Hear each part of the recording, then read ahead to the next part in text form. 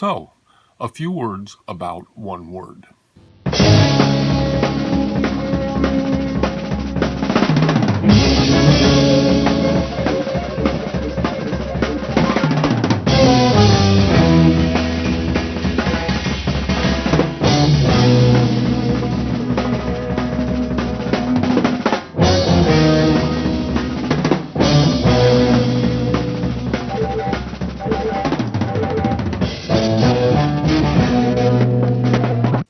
This is a response to a thread on DFO regarding the first section of Billy Cobham's performance of One Word by the Mahavishnu Orchestra.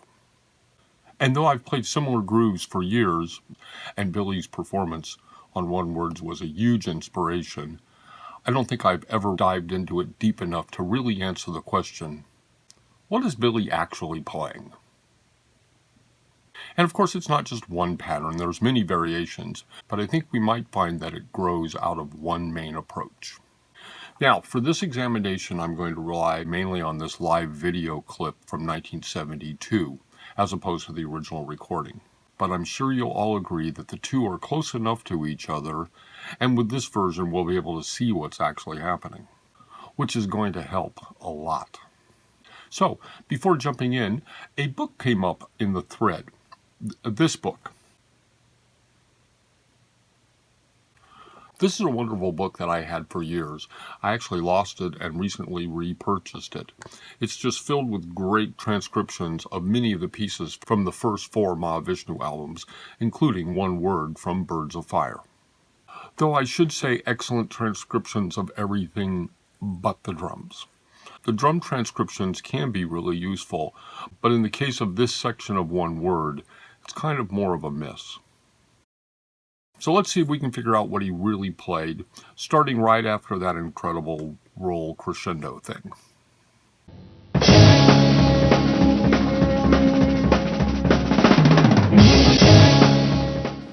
So notice, it's clearly not just snare and bass drum, but his dominant hand on the hi-hat and his subdominant hand on the snare.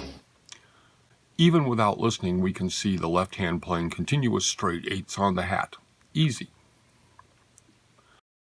Now let's slow it down to see what the snare hand is doing.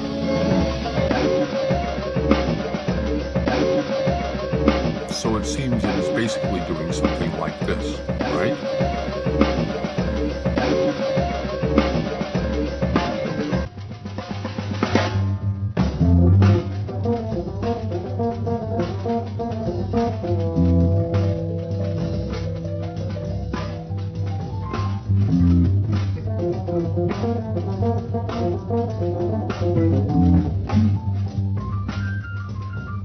Now let's go into Logic Pro so we can maybe see this better. Here's the hi-hat part. Notice the section at the bottom represents the volume of each note, or in MIDI speak, its velocity. Now let's add that snare drum part.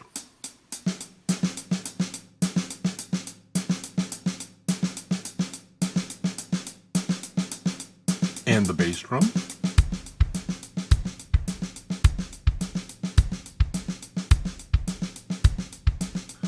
And of course it won't begin to sound like Billy until we dial in those accents, until we make the backbeats significantly louder than the ghost notes.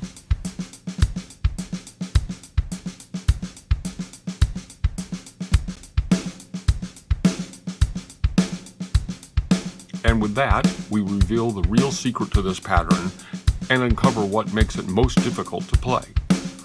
The loud backbeat immediately followed by a ghost note. But wait, hasn't this come up before? With a pattern that generates so much discussion online and that so many kind of struggle with learning? Of course, I'm talking about the Purdy Shuffle or the Rosanna Shuffle.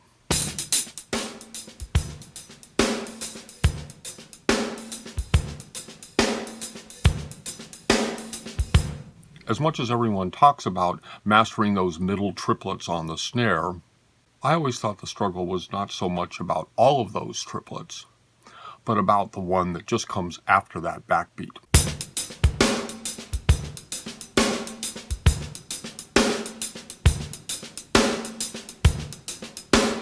And similar to the Purdy shuffle, this fast one-word fusion pattern has the same thing, but in sixteenths.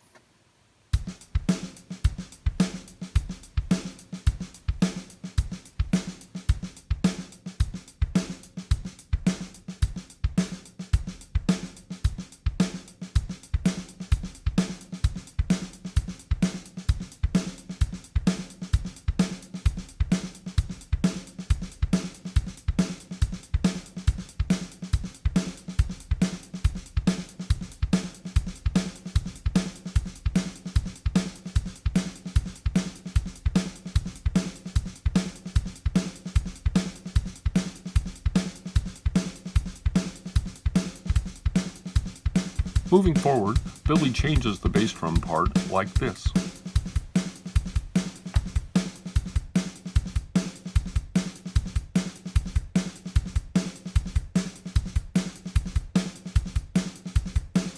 It also does this other variation, moving the hi-hat notes on the and of 2 and the and of 4 to the snare.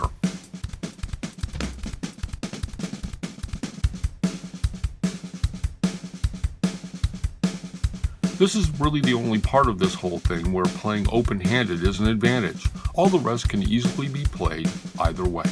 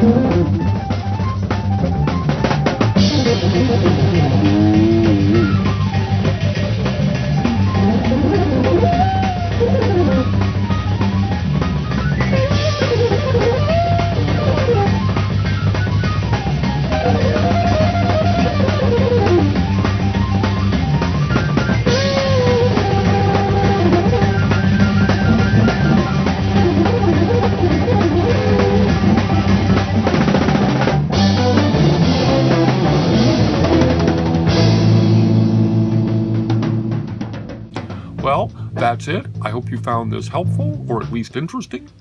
This is Dave Krieger. Until next time, everybody, please stay safe.